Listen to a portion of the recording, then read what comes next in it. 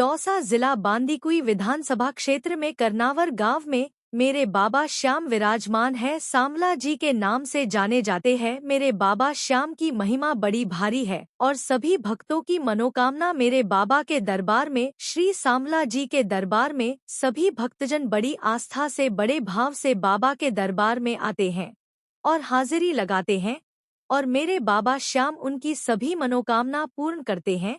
आज श्री सामला जी और के सवामणि का आयोजन किया गया, जिसमें विपिन जी राजकुमार जी उनकी तरफ से बाबा श्याम के दरबार में भोग लगाया गया।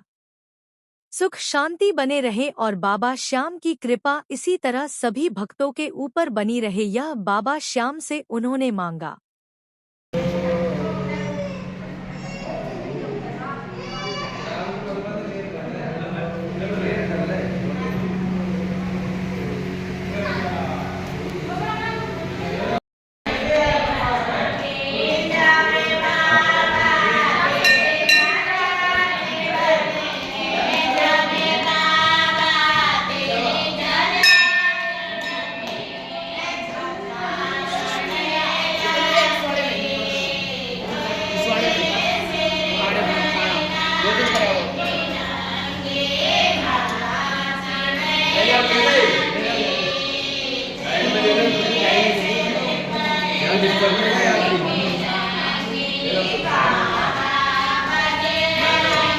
तिलक लगा लिया?